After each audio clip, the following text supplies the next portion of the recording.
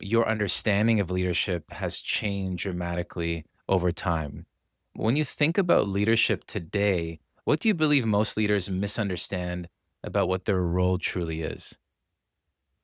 I think one of the most important things is the change of the model of leadership. So, in the olden days, let's say 20 years ago, the command and control was the main way of leading.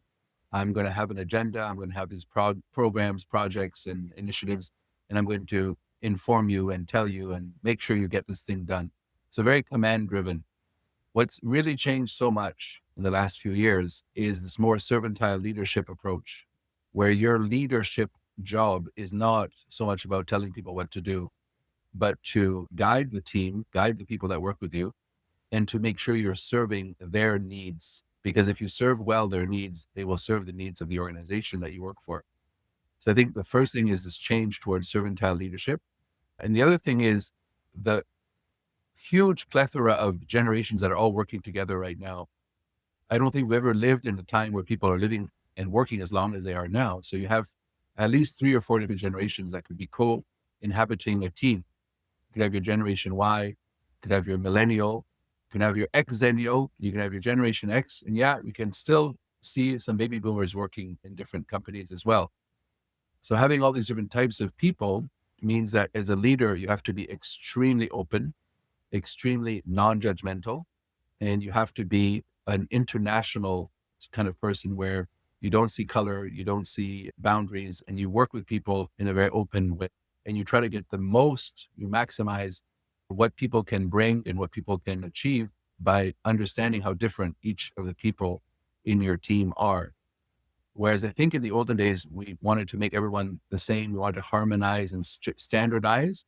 I think now one of the big changes is to be open and accepting of all the differences that exist within people and treating people like people, not just as owners of a program or owners of a function that have to get the job done. I think that's the big shift is really the openness, the fact that you need to treat people with a lot more consideration than ever before, and the fact that there's a servantile leadership approach that I think is becoming more and more mainstream. And if you're not a servantile leader, I don't think you're a great leader today in today's construct. Yeah.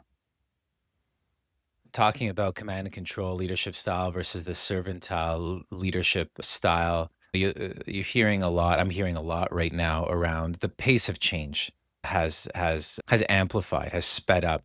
Hmm. And while we historically have been dealing with change and this, right now AI driven change is the big moniker that a lot of leaders are grappling with right now. It's still change, right? And this Hmm. is something that's commonplace.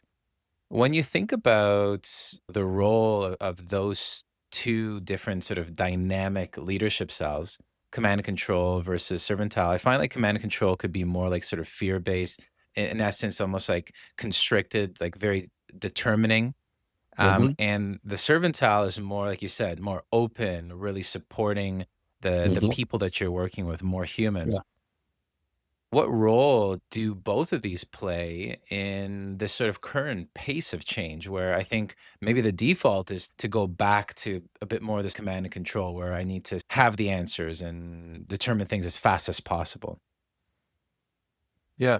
So I think that the challenge people are having right now is the pace of change has accelerated and it's accelerating as we move forward.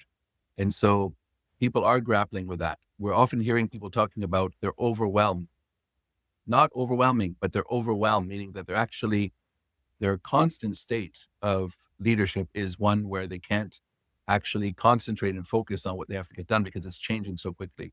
So I think that this is not going away. And the advent of AI is just making it become more and more prevalent. And I think the other thing that's coming as well is that we can't predict the future like we did before. And if we're using the models we had in the past to predict the future, we make a lot of mistakes. So we have to have an open mind, and I think the idea of command and control, it does have its place, but only for a specific reason.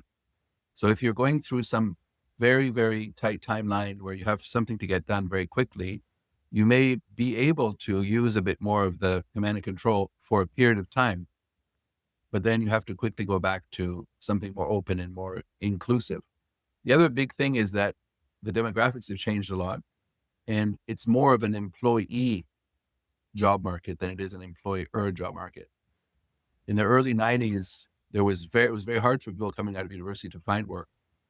At one point in time, things started to shift, especially the post-COVID time. We saw that it was easier for people to find jobs, easier for people to just shop around for jobs. So if you are a very strong command and control leader dealing with new recruits or new people that are just entering the job market, they won't want to continue to work with you because they have other options. Whereas maybe some other generations may be more used to that style, may actually like that style because it's reassuring because that's the style they grew up with. So to try to just be one way and one size fits all leader, I think is a mistake because there are times and there are specific contexts where command and control can be very useful and productive, but I believe it has its time and space only. So let's say, for example, you're going through a reorg and you have to restructure a team. You may have a moment in time where certain decisions have to be made quickly.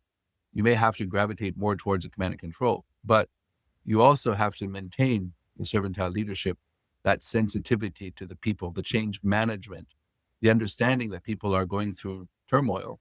And if you have both present in your leadership arsenal, then I think you'll be more effective.